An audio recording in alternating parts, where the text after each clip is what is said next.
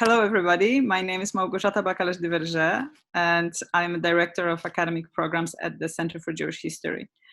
Together with the YIVO Institute for Jewish Research, I'm thrilled to welcome you today to our virtual space, both in Facebook and in Zoom. And I'm very happy and grateful to Alex Weiser from YIVO that we can collaborate on this project. You will see, there's a teaser, you will see Alex later on. In our old, still remembered analog world, Center for Jewish History is a home for archival collections of 5 partner institutions: YIVO Institute for Social Research, Leo Baeck Institute, American Jewish Historical Society, Yeshiva University Museum, and American Sephardi Federation. Together, these collections create the second largest archive of the Jewish experience in the world. In the strange new world we live in now, though, the center is primarily an intellectual home for exchanges of ideas, scholarship, creative practice, and groundbreaking encounters that are inspired and informed by these archival collections. These encounters, such as one today, further inform and inspire our understanding of the times we live in. Today, in fact, we will learn a lot about the time and temporality and timeliness and untimeliness and the strange new world from David Bergelson. And we will be studying his work in the greatest possible companion with Professor Harriet Murav, drawing on her recently published book, Strange New World, Untimeliness, Futurity, but also with Henri Bergelson and other thinkers from the past she decides to invite today. Joining her in this discussion will be a thinker and scholar from the present, Justin Cammy. Let me introduce today's speakers. Harriet Murav is professor in the Department of Slavic Languages and Literatures and the program in Comparative and World Literature at the University of Illinois. She is also an editor of Slavic Review. In addition to studies of Dostoevsky and Russian law and literature, her books include Identity Theft, The Jew in Imperial Russia, and the Case of Avram Uvi Kovner, and Music from the Speeding Train, Jewish Literature in Post-Revolution Russia. Her most recent book that we will be discussing and referencing today is David Bergelson's Strange New World, Untimeliness and Futurity, published in 2019. This year, Professor Murav is a fellow at the Jean and Samuel Frankel Center for Judaic Studies at the University of Michigan, working on the project called Archive of Violence, the Literature of Abandonment and the Russian Civil War. Justin Cammy is Associate Professor of Jewish Studies and of World Literatures and Director of the Program in Jewish Studies at Smith College, where he was recently the recipient of Sherrod Prize for Distinguished Teaching. He is a literary and cultural historian with research and teaching interests in Yiddish literature, Eastern European Jewish history, and Zionism and contemporary Israel.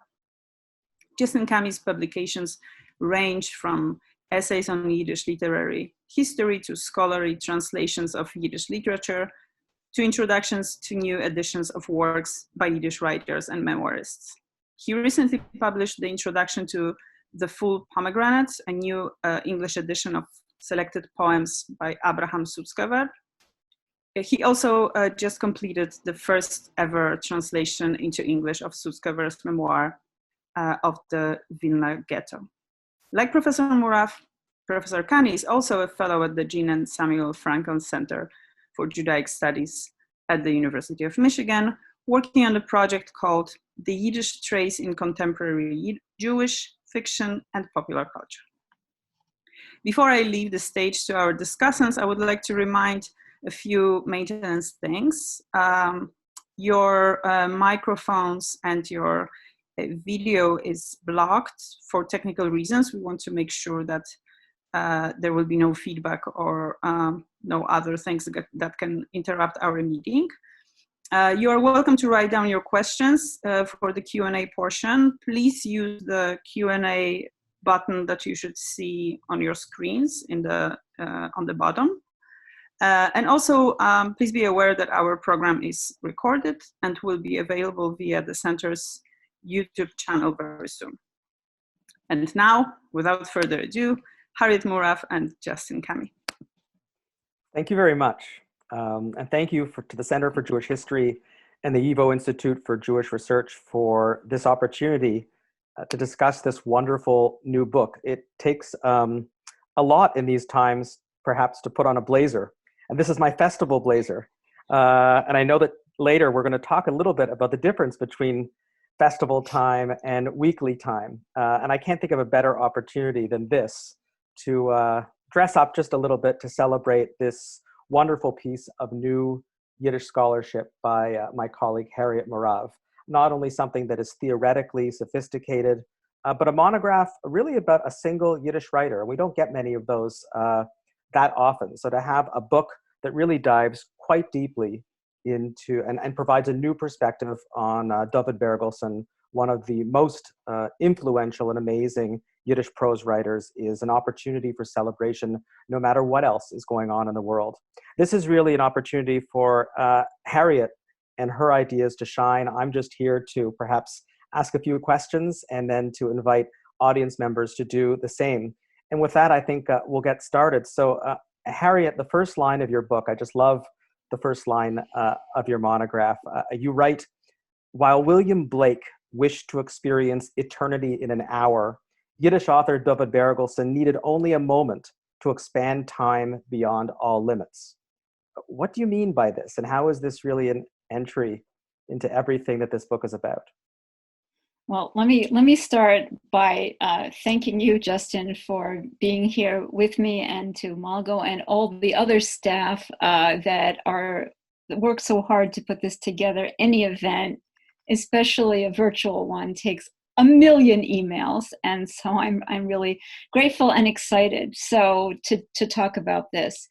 I think we all, rather tragically enough, recently have experienced how a minute, can seem like an hour, and we're all now, as long as we're healthy, that is, we're experiencing interrupted, delayed, strangely refracted, repetitive time, a time of waiting. And how do you change that rather uncomfortable, possibly even claustrophobic experience, which is something that David Bergelson's characters, it happens to them in the world he creates for them? How do you transform that into something that opens up much more broadly across a range of time, not part of the immediate present?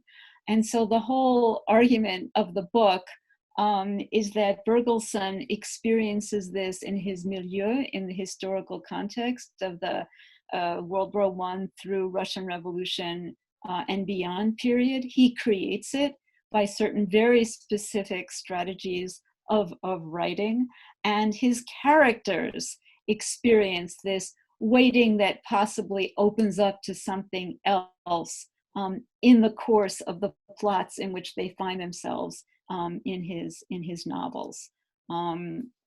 So, I mean, just to give an example, in the very first thing he wrote, not chronologically the first thing he published, the Rumboxal at the Depot, translated by Ruth Weiss, very available. The main character does nothing. He stands around. Everyone else is buying and selling and making money, and he's like, not doing anything. But he remembers things. And he seems not only to remember bits and pieces of his own past life, standing here at this empty depot, he seems to be able to remember his father's past life. So he jumps boundaries from one individual to another. And this is something that the French philosopher Henri Bergson also talked about, this expansive sense of the past beyond, what I had for breakfast yesterday. So how does this, it seems to me that your approach to Bergelson is trying to intervene in previous scholarship, that he might have been read one way conventionally in terms of scholarship, and that now you're intervening to sort of provide a new way of reading Bergelson through not only different theoretical approaches, but also by rereading works that others have read and perhaps reading them in a different way. one of the things that we've talked about over the past several months is the way in which your work has in some ways liberated, for lack of better terms, liberated Bergelson from being not only a Yiddish writer or a Russian writer or a Soviet writer, but really put him in conversation with European modernism more broadly. He's a modernist writer and needs to be taken seriously in terms of comparative modernism. Right. I mean, I think the most fun way I've ever taught Bergelson was by putting him together with, wait for it, Virginia Woolf. Why? You know, Virginia Woolf is writing in the 20s, Bergelson is writing in the 20s, World War I has just happened. Scientific discoveries of all kinds that change how we understand perception, that change how we understand time, are ongoing. The world is in chaos, and yet art is proclaiming itself to be absolutely new. So, you know, in Virginia Woolf, things, objects, pieces of furniture act. They express emotion in ways that people don't. In Virginia Woolf, we go from, in the opening of to the lighthouse, a little boy cutting out a picture from a catalog, and we jump back hundreds of even millennia, and then we jump forward to his mother's imagination of his future. So we have time travel. And my argument is that if you sort of bracket Bergelson and readings that are sociological, economical, the shtetl is in decline, and if you bracket, you know, the socialist Soviet ideology, what you see is very similar kinds of time travel in the byways and backwaters of the provincial shtetl in which his early fiction and even later fiction is set. So you have time travel, you have new scientific discovery, you have the real fascination with the body as a center of perception. And yes, you have the contemplation of radical political ideologies, all in prose that's very different from the conventions of 19th century realism. And you can see this in, I don't talk about it in the book, but one day I would like to read Joyce's The Dead next to a Bergelson novel, for example.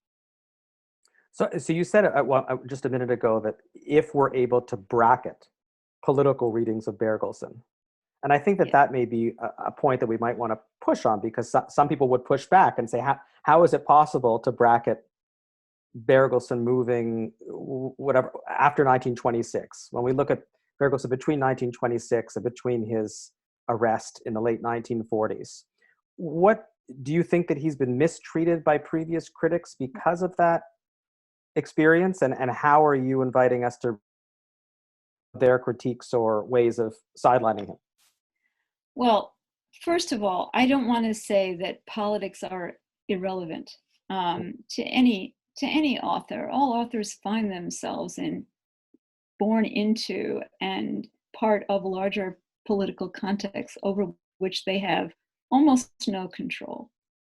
However, the dominant set of readings after the first reception of Bergelson have tended to say, aha, he's signing on to Soviet ideology. Aha, he publishes a letter in 1926. Aha, there he goes getting his Bolshevik ticket of admission to the new Bolshevik world. But look again. Yes, Bergelson makes public statements in 1926. He stays in Germany just biographically. The man stays in Germany until 1933, when Hitler has already come to power. And he kind of wanders around till he returns to the Soviet Union in 1934. He visited Moscow in 1926. Why didn't he just stay? Other Russian Jewish Yiddish writers and Russian Jewish Russian writers who had left Moscow and gone to Berlin, they went back. What was holding him? Something must have been holding him back. So he delayed, he dithered like a character in one of his early novels. Let's not look at the question biographically. Let's look at it from the perspective of the text. In the middle of Judgment, Midas Hadin, which he starts in 26, finishes in 1929, allegedly just his big salute to the Bolshevik Party. the most beautiful, most colorful, most moving moment in the novel is when Jussi Spivak, imprisoned, waiting for what he thinks is certain death, waiting in his cell, remembers Rosh Hashanah and how his grandfather used to sing so loudly that his little brother fell down the steps, and he remembers the smell of the watermelon, and he remembers the crisp white tablecloth. I mean, if that's not love, what is? You know, that's an attachment to something that if you just read Bergelson, the Bolshevik, you're not going to see. And another example from Nida Saidin, the trees cry out in pain. There's a rustling in the trees at the end of chapter 6 or 7, and they make these shrill noises of pain. Somebody is getting hurt. And you can see it, you can see this as the whole world is kind of experiencing pain right now. Bergelson is experiencing pain, and he talked about it too. He in other pieces written in the same time frame as Judgment, he talked about the terrible cries of woe that the new Jewish artist was going to have to hear, not because of the Civil War, but because of the Bolshevik economic policy that made Jews, quote unquote, unproductive laborers and deprive them of benefits that others could be getting. So read broadly, read closely, and look at his biography. And you even draw the reader's attention to that, to sort of his own sense of responsibility as a writer, as he tries to navigate that. At one point, you remind us that in the story Among Immigrants, zwischen Migranten, that there's a moment where the tables are turned somewhat, where the Jewish so-called terrorist explains that he told the writer in the story, I'll quote, "You are as responsible as I am, and even more so, because you are a writer." And at the end of that scene, the same man asks the writer to turn on the light so that he can see the writer's face. In some ways, this may be a way for Bergelson to navigate some of these anxieties that he's facing as he moves between different moments in his own aesthetic development. Yes, I think that this is a pretty nifty, turnabout that Bergelson pulls off in this novella story tale. Remember, this is a story about, in some ways, anticipates or describes. I'm not really sure when this story was written. Sholem Schwarzbard, who assassinates Petlura in 1924. Is it? Or is it 1926? I'm sorry, I can't quite remember. But in any case, so Bergelson has this fictitious character, a young man who shows up in his study, very disturbed. You have to help me. I need a gun. I want to kill this guy. And this young man has this terribly disfigured face, and all the visual narrative, sort of the narrative camera zooms in on this poor young man's face. And then at the end, the spotlight changes. And I think that Bergelson, as a human being, as a Jew, as a writer, as someone who knew he was getting into the thick of public life, is thinking, what is my responsibility to murder Jews from Civil War? This is post Civil War. He writes a lot of stories, and he writes letters, and he participates in efforts to preserve archival documents about Civil War atrocities. And he's asking, what am I supposed to do? And I think the Soviet project is a way of helping him fulfill his responsibility. And it's also a way of cutting off certain artistic developments that he might have engaged. But I nonetheless think he pursued on all fronts. I mean, the next journal he launches is in Span, in Harness, which is not exactly a cheery journal. Title, What is my responsibility? What is our responsibility to the time in which we live? What does that mean, and how am I going to deal with it? And yet, when we think of Soviet Union and government mandated modes of literary and artistic expression, we think well, socialist realism, the realistic depiction of life and its revolutionary development, and how does Bergelson negotiate that? And if we jump ahead to 1932 and later, his autobiographical novel, which is completely different in style, there's actually more explicit Jewish content in this novel than there is in a great many other earlier works. And as we go forward, even to writing done in 46, after what the Soviets didn't call the Holocaust, there's a lot of Jewish content. So his sense of responsibility to Jews, Judaism, Jewish culture, and above all Yiddish was undiminished in the period from 34 to through his arrest, even in prison, his testimony before the judge, which we only have a piece of, is all about his loyalty to Yiddish and his memory of being in the Jewish community. Well, maybe we can go backwards to the subtitle of your book, because I know you also have some slides that you might want to share with us. So the subtitle of the book is Untimeliness and Futurity. And I'm wondering if you can comment a little about that, because I think what you try to do so beautifully in this text is to show how there's the Bergelson of the world of muck, of decline, of dithering, to use your language. But then there's also the Bergelson of joy and celebration and holiday time, as you call it. And maybe it's the second part that people haven't paid as much attention to in terms of the scholarship and reading. So if you could sort of comment on the tension between those two. Yeah, I mean, I think that when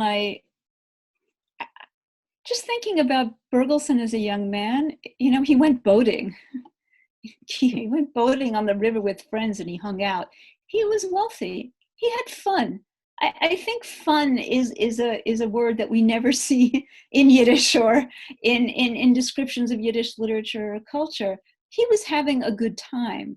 And there's so much joy in the craftsmanship of his writing. The very first critic he ever had, who unfortunately was killed during the Russian Civil War, said that he experienced great joy in reading even what most people would call the fairly dreary at the Depot.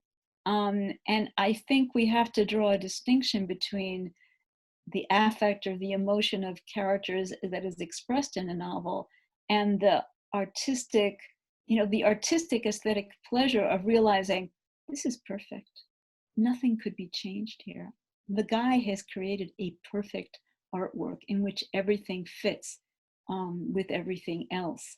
And even in the very, very sad Nocholim, the end of everything. I mean, could you come up with a sadder title in which the character at the end disappears because she knows that she feels as if someone else has experienced the springtime of her life? Can we show slide 9 just so people see this? I think this is a beautiful image that has nothing to do with Yiddish or Russian. This is Gino Severini's 1916 painting, Still Life, and the character, the quote on the side is from the character Mira Hurwitz, who's ended her marriage and left her home, and says that she always had the feeling that someone else lived out the springtime of her life. And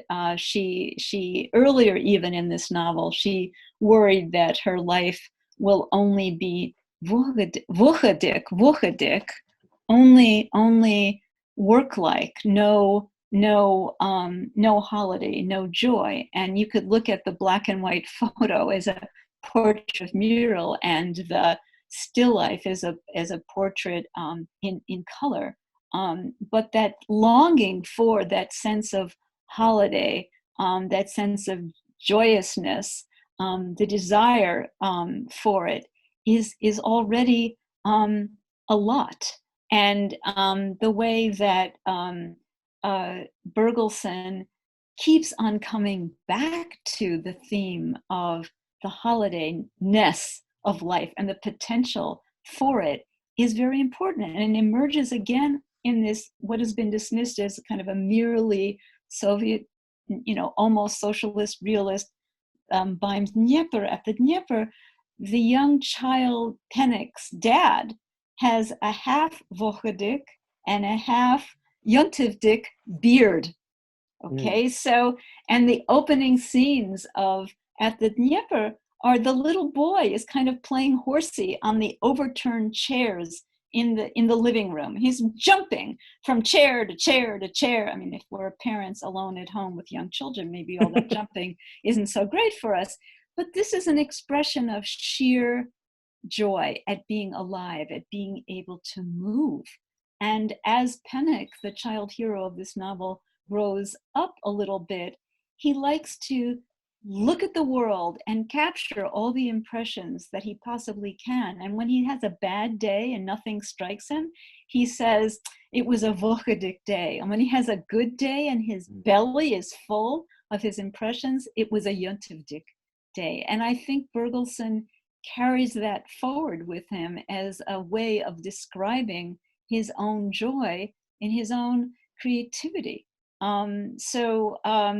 Being untimely, missing an opportunity, not getting there, missing the train, can be a way of daydreaming in a poetic, open-ended realm of possibility that rapid action and being on the ball and getting everything done just doesn't capture. And of course, many of us are living in that not getting anything done sort of modality right now. It's so interesting because Bergelson is always read as a post-Klassiker writer. He comes after Sholem Aleichem and Abramovich and Peretz. He's sort of the next generation.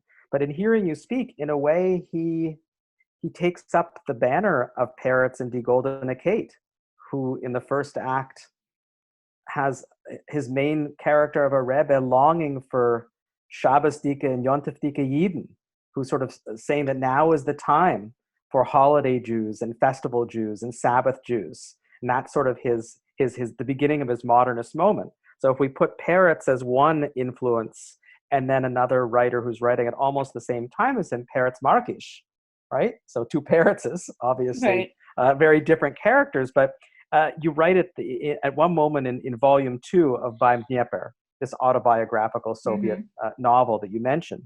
His hero writes, "Everything I write begins in the middle, probably because I have no sense in life of what a beginning is and what an ending is." This is almost the same line, the same words as one of the most famous poems, modernist revolutionary poems of Peretz Markish. I have no beginning and I have no end. I'm just now. Right, right. At Sind, yeah. Yeah. Yeah. Nichtiger at Sind, yeah. Yes.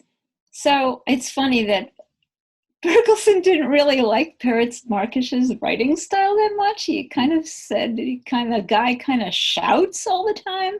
But I think, yes, he has a lot in common. He's living in now also, and he doesn't see abrupt endings. I mean, even though his most famous novel is called The End of Everything, I think that he is interested in one of the keywords of your own new project, this idea of a trace. I mean, this idea that something lingers. There's no absolute end, and there's no absolute beginning, which in a time of war and revolution is actually quite a revolutionary thing to say. I mean, continuity is also the watchword of the French philosopher Bergson. There's newness, there's complete newness, but there's never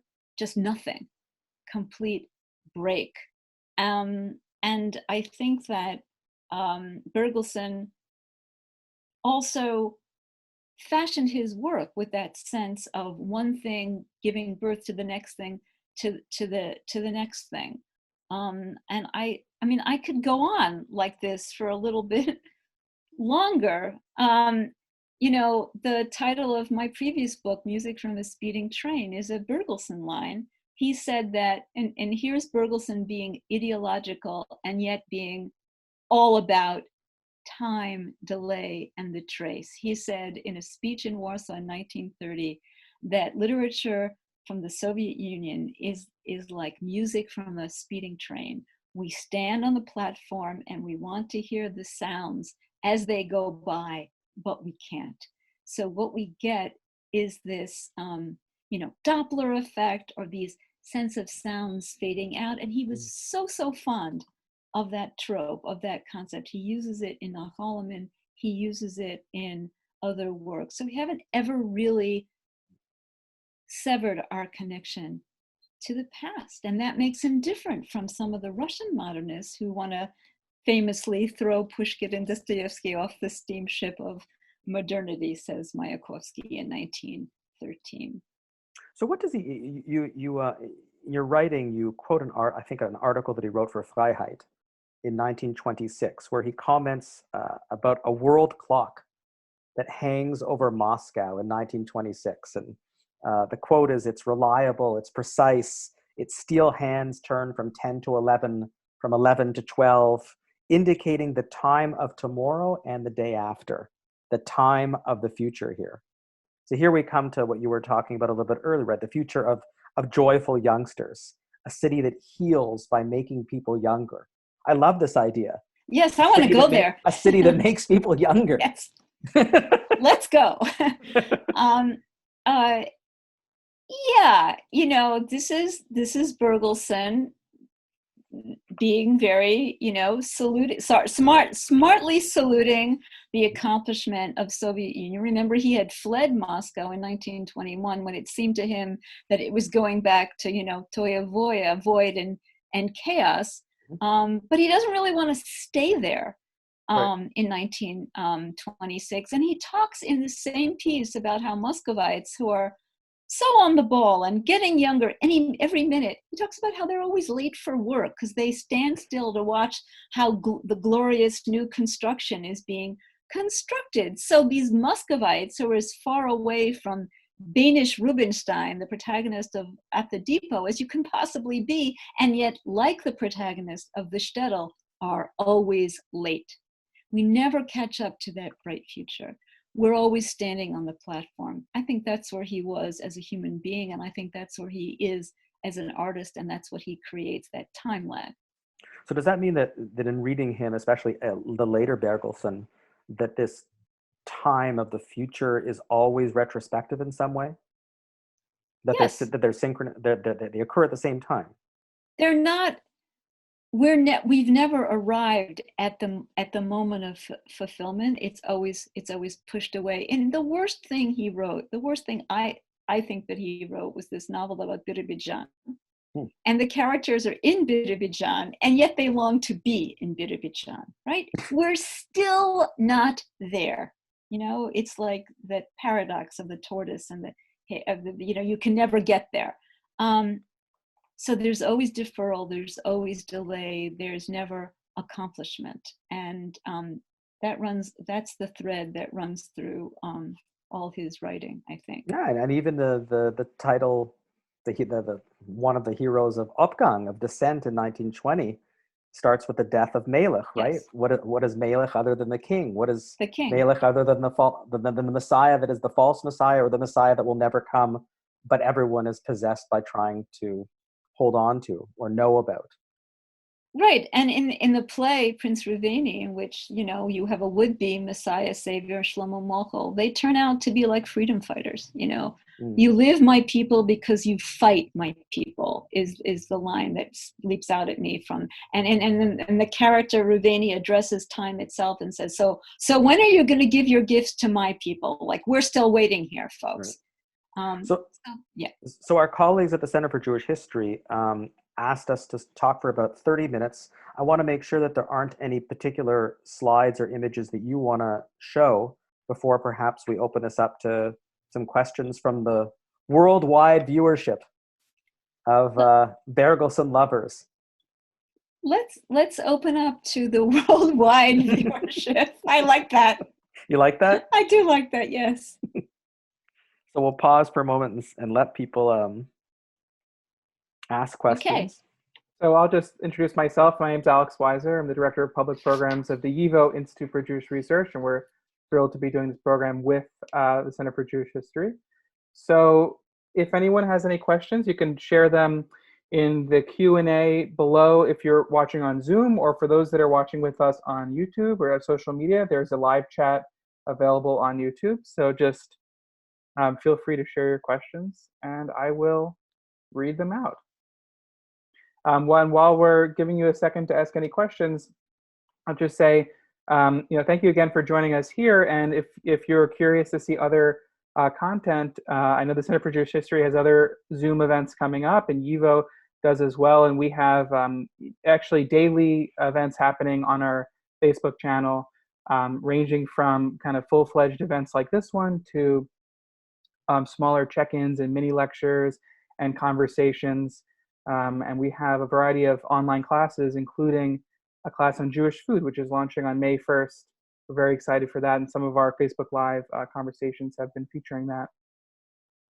So we hope to see you all there again. So I don't see any questions yet. We'll wait. Here is one question has come. Can you say a bit more about Bergelson as a particularly Russian writer or Russian modernist? Okay, Russian. Bergelson, like most, Yiddish writers, Jewish boys who strayed from the fold, discovered the world by discovering Russian literature. So Dostoevsky, Tolstoy, Chekhov, and Pilnyak, other Russian writers are all part of the diet of what it is to be, emancipating yourself. The radicals, Pisarev, Chernyshevsky. Okay, so that's part of the background. Bergelson said that he imagined the characters he wrote about in novels like Aufgang nach Allem, and he imagined them to actually be speaking Russian, that a young sort of progressive person at a certain point before everyone became a Yiddishist was a Russian, wanted to be at home in the Russian-speaking world. So he said that part of the reason people thought his prose was a little odd was that he was, in effect, translating back what they might have said in Russian into Yiddish. That might account for some of the sense of strangeness or awkwardness or distance in some of the Yiddish that he uses. And I can give you a very clear example of that is very beautiful and very moving. And this is the story Blindness that's in the Neugroschel translation by City Lights Books, Shadows of Berlin. The writer finds a diary of a Jewish woman who's come from Ukraine to Berlin, kills herself, has left a diary behind in Russian that we read is a translation of it into Yiddish. So that's a way in which Bergelson is interacting linguistically below the surface of the text with a Russian-speaking world that makes his writing have a particular shape and edge to it. We've got another kind of complimentary question coming from YouTube. Avi Lichtenstein asks, what is Bergelson's influence on Yiddish or generally on world literature, on Yiddish literature or on world literature? Well, to the second question, what is halavai? If only. I mean, it's a little tough to trace Bergelson's influence on world literature because although he was translated into Russian, into German during his lifetime, the real explosion of translation of his work into English has only happened, in the past, say, 20 years or so. I think that he interacted with a lot of young Yiddish writers, Rachel Korn, Leib Kriko, others, and I think you find these Bergelsonian moments in Yiddish literature in which features of the face perform the act of speaking as opposed to the human being, in which we have a kind of disaggregated human subject performing in a work of fiction. And I can give an example that perhaps people are less familiar with.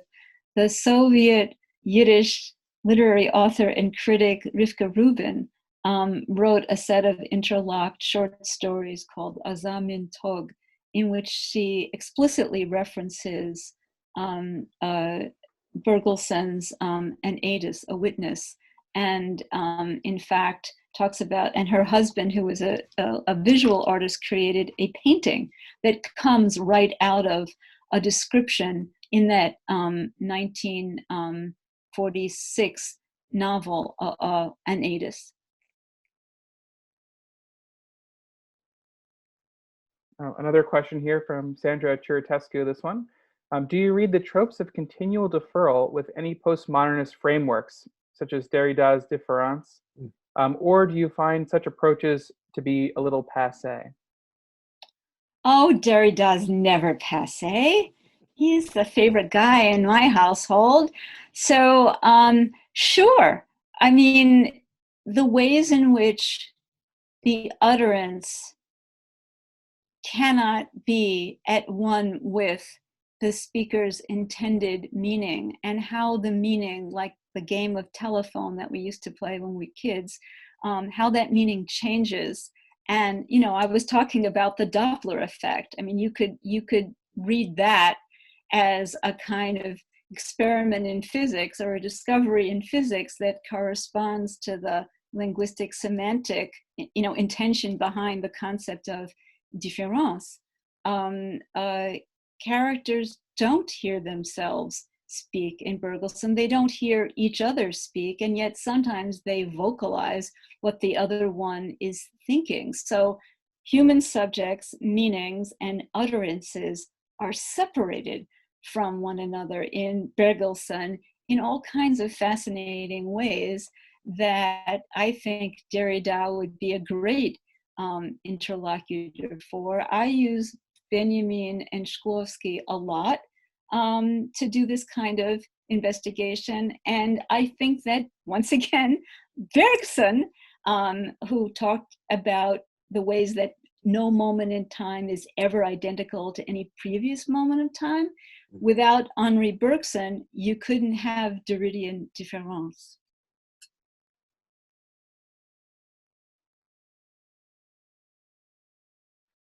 So that's the last question I see for now. Unless there are other questions, perhaps this is a good place to stop. And thank you both so much. This has been really lovely. And thank you to Malgo and the Center for Jewish History. And thanks for everyone for joining us. Thank you. Thank you, Alex. Thank you, Harriet, for this wonderful book and contribution to the field. Thank you, Justin. Thanks to everyone. Stay well. Take care, everyone. Bye.